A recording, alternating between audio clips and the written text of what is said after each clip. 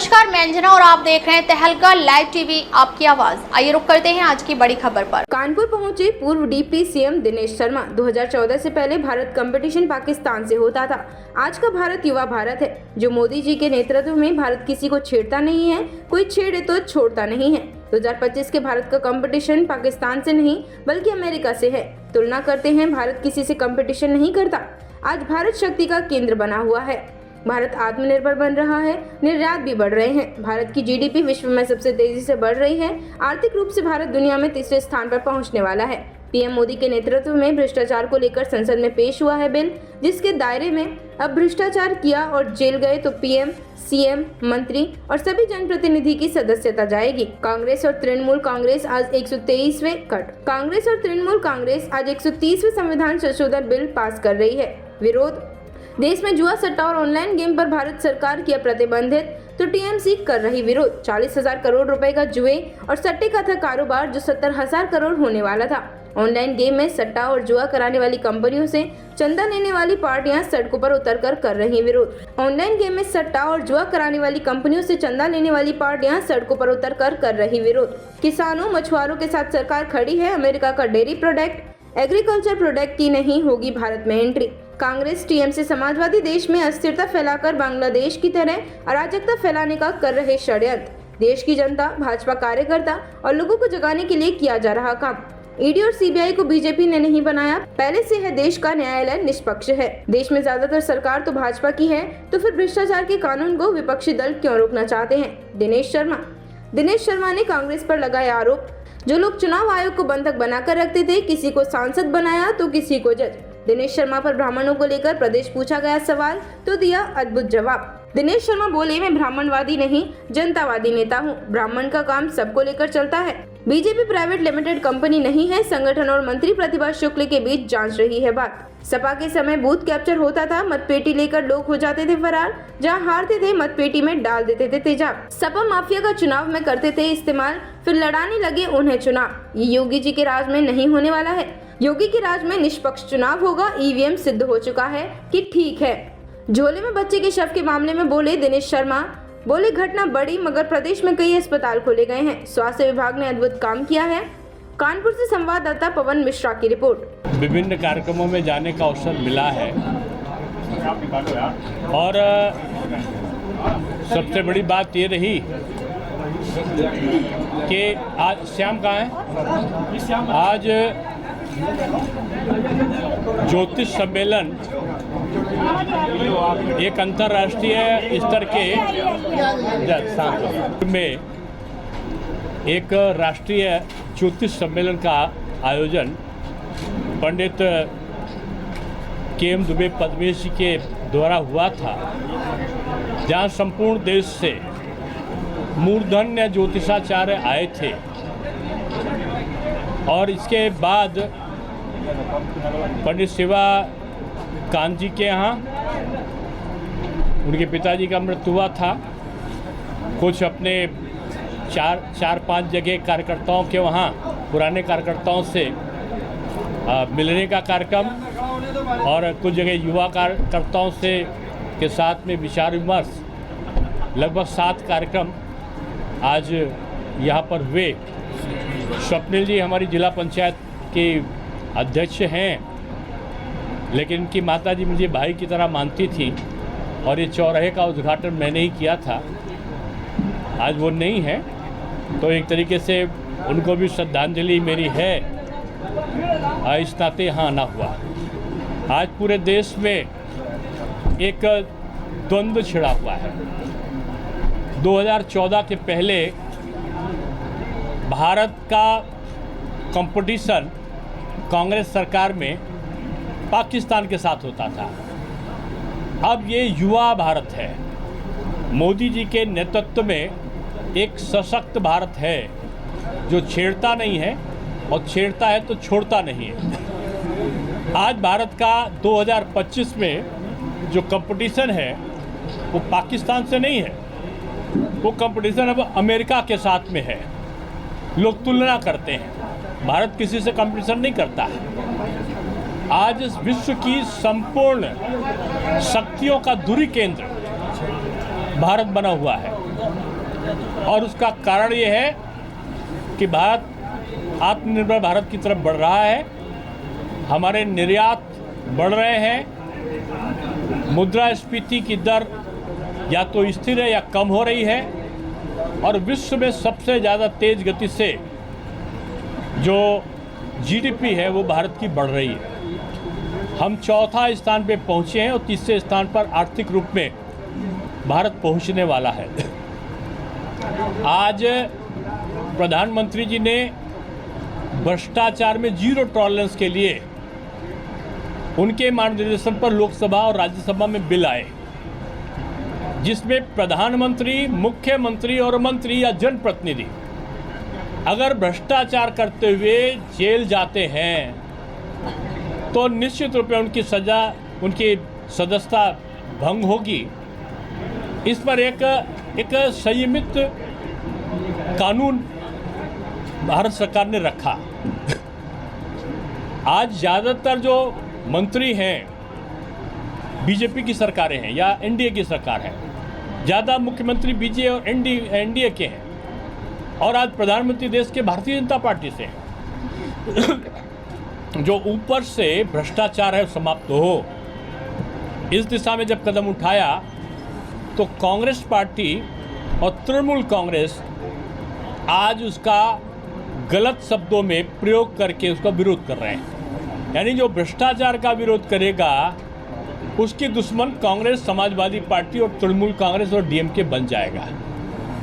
दूसरा, जो बच्चे ऑनलाइन गेम से सट्टा, जुआ बचपन में ही सीखने लगे थे, उसके विरोध में एक्ट भारत सरकार लाई कि हम जो ऑनलाइन गेमिंग है उससे बच्चों को पढ़ाएंगे, उनको भारतीय परंपराओं से अवगत कराएंगे, उनको टेक्नोलॉजी से अवगत कराएंगे।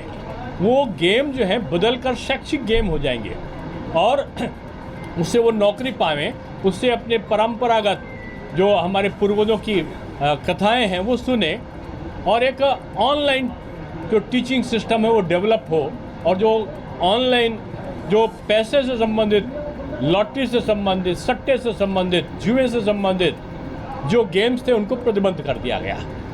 इसमें तृणमूल कांग्रेस का विरोध, क्योंकि ये अभी 40,000 करोड़ का बिजनेस था ये सट्टे का, ऑनलाइन जुए का, और ये बढ़कर 70,000 करोड़ होने वाला था।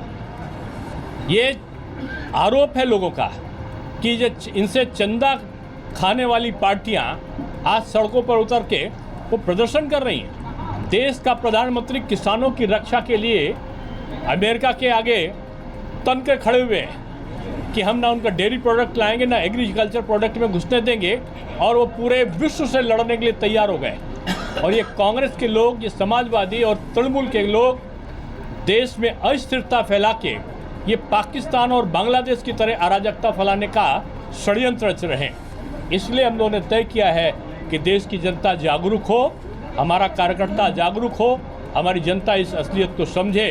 इन 3 बिंदुओं को लेकर हम लोग आज पूरी तरह से सारा हमारा कार्यकर्ता, हमारे नेता निकले हैं, और मैं समझता हूँ कि भारत का जो भविष्य है वो मोदी जी के नेतृत्व में आज संरक्षित भी है और सुरक्षित भी है। विपक्षी पार्टियों का ये आरोप है कि आप लोग जिस तरीके से ईडी और आईटी का इस्तेमाल करते हैं विपक्षी दलों पर, तो उनका आरोप है कहीं इस कानून को भी आप लोग उसी लहजे में लाएंगे और विपक्षियों को परेशान करेंगे। ऐसा है कि विपक्षी, ये ईडी और सीबीआई ये बीजेपी की सरकार ने नहीं बनाई है, ये पहले से लोगों ने बनाई है, और हमारा न्यायालय निष्पक्ष है।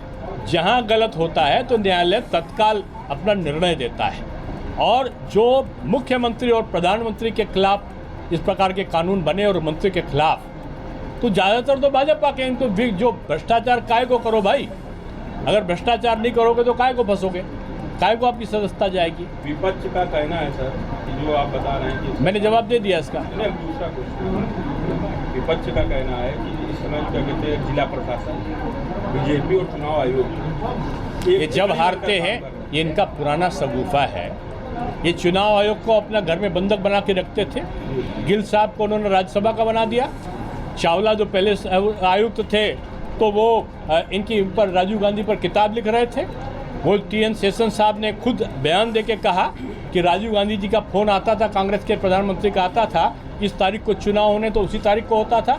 चुनाव आयोग का दुरुपयोग कांग्रेस ने किया है। बीजेपी ने कभी चुनाव का न दुरुपयोग किया है पहले, न भविष्य में करने की कोई गुंजाइश। प्रदेश सरकार में मंत्री हैं प्रतिभा शुक्ला, वो लगातार और उनके पति लगातार आरोप लगा रहे हैं कि ब्राह्मणों की सुनी नहीं जा रही। आप ब्राह्मणवादी नेता के तौर पर माने जाते हैं, क्या देखिए सरकार में मैं जनतावादी हूँ, और जनतावादी तो ब्राह्मण का मतलब ही है सबको मिलाकर चलने वाला, सबकी चिंता जो करता है। श्रेष्ठ जीवन जीने के प्रवाह का नाम ब्राह्मण है, और ब्राह्मण होता है सबको मिला के चलता है कि एक नेक होगा नाई जी का भी, एक नेक होगा जो है वो केवट जी का भी, एक होगा माली जी का भी, यानी समाज वो समान आएगा। वैश्य जी कुमार रक्षा करेंगे क्षत्रिय जी, सबको मिला के जो चलता वही ब्राह्मण है।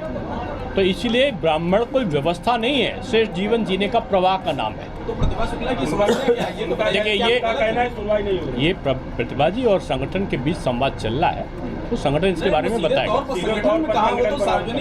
मैंने कह दिया ना कि संगठन उनसे बात कर रहा है, संगठन इसका जवाब देगा। उनके पति की और डिप्टी सीएम की वाइट वायरल हो गई, ऑडियो वायरल हो गया। मैंने जवाब दे दिया है, आपने सुना नहीं जी।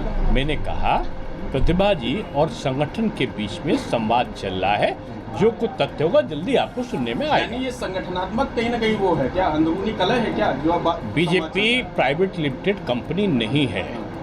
बीजेपी एक संगठनात्मक कार्यकर्ताओं के द्वारा चलने वाली सामूहिक नेतृत्व वाली पार्टी है।